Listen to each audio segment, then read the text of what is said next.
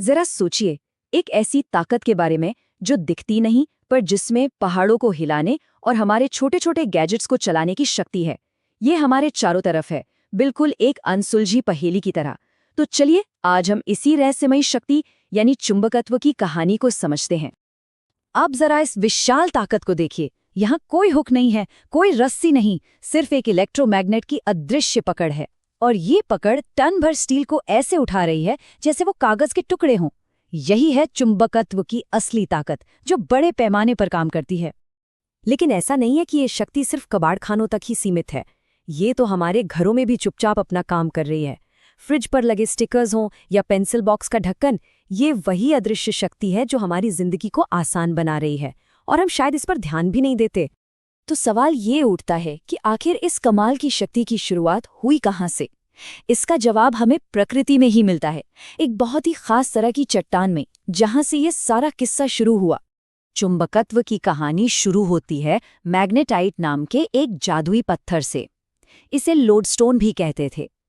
इसी पत्थर को देखकर इंसानों ने लोहे से अपने खुद के चुंबक बनाना सीखा, जो आज हमें बार और घोड़े की नाल जैसे कई अलग अलग आकारों में मिलते हैं।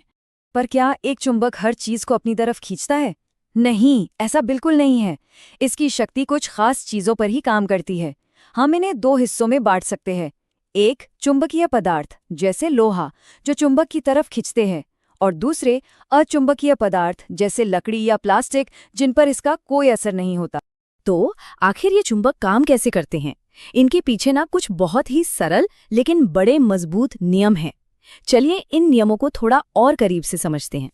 एक बहुत ही दिलचस्प बात यह है कि चुंबक की जो ताकत होती है ना, वो पूरी सतह पर एक जैसी नहीं होती। ये हमेशा उसके सिरों पर सबसे ज्यादा होती है। इन शक्तिशाली सिरों को चुंबक के ध्रुव कहते हैं, और असली खेल तो यही होता है। और अब आता है चुंबकत्व का सबसे बुनियादी नियम। ये बहुत ही आसान है। अलग अलग ध्रुव यानी उत्तर और दक्षिण हमेशा एक दूसरे को अपनी ओर खींचते हैं। वहीं एक जैसे ध्रुव जैसे दो उत्तरी ध्रुव हमेशा एक दूसरे को दूर धकेलते हैं। इसी को विकर्षण कहते हैं।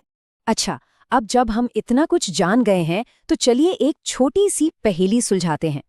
सोचिए, आपके पास दो छड़ें हैं जो दिखने में बिल्कुल एक जैसी हैं।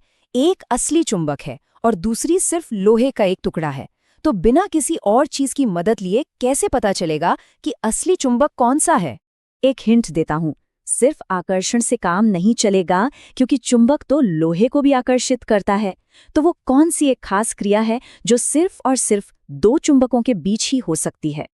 और जवाब है विकर्षण। जी हाँ, आकर्षण तो धोखा दे सकता है, क्योंकि एक चुंबक लोहे को भी अपनी ओर खींचता है, लेकिन विकर्षण यानी एक दूसरे को दूर धकेलने की ताकत, ये सिर्फ दो चुंबकों के बीच ही हो सकती है। तो विकर्षण ही चुंबकत्व का असली टेस्ट है। क्या आप जानते हैं कि घर पर ही एक चुंबक बनाया जा सकता है? ये बहुत आसान है। बस एक लोहे की छड़ और एक मजबूत चुंबक चाहिए। चुंबक के एक सिरे को छड़ पर एक ही दिशा में लगभग 30 से 40 बार रगड़िए और बस आपकी लोहे की छड़ अब खुद एक चुंबक बन जाएगी। लेकिन जैसे चुंबक बनाया जा सकता है, वैसे ही उसकी शक्ति छीनी भी जा सकती है। अगर उसे गर्म किया जाए, हथौड़े से पीटा जाए या ऊंचाई से गिरा दिया जाए, तो वो अपना चुंबकत्व खो सकता है। इसीलिए चुंबकों को हमेशा सावधानी से रखना चाहिए। चुंबकों में सिर्फ खींचने और धकेलने की ही शक्ति नहीं होती, उनके पास एक और भी ज्यादा रहस्यमयी गुण है, और वो है दिशा बताने की क्षमता। अगर किसी भी चुंबक को एक धागे से बांधकर हवा में आज़ादी से लटका दिया जाए, तो वो हमेशा एक खास दिशा में आकर रुकता है, उत्तर दक्षिण। ऐसा क्यों? क्योंकि हमारी पृथ्वी खुद एक बहुत बड़े चुंबक की तरह काम करती है, और ये छोटा चुंबक खुद को उसके चुंबकीय क्षेत्र के साथ सीध में ले आता है। इसी एक सरल सिद्धांत से कंपास का आविष्कार हुआ, एक छोटी सी चुंबकीय सुई जो हमेशा उत्तर दिशा दिखाती है। इस एक छोटे से उपकरण ने समुद्री यात्राओं और नई खोजों को मुमकिन बनाया और हमारी दुनिया का नक्शा हमेशा के लिए बदल कर रख दिया। तो हमने एक प्राकृतिक पत्थर से शुरुआत की थी और देखा कि कैसे इस अदृश्य शक्ति ने हमारे आज के मॉडर्न जीवन के हर पहलू में अपनी जगह बना ली है।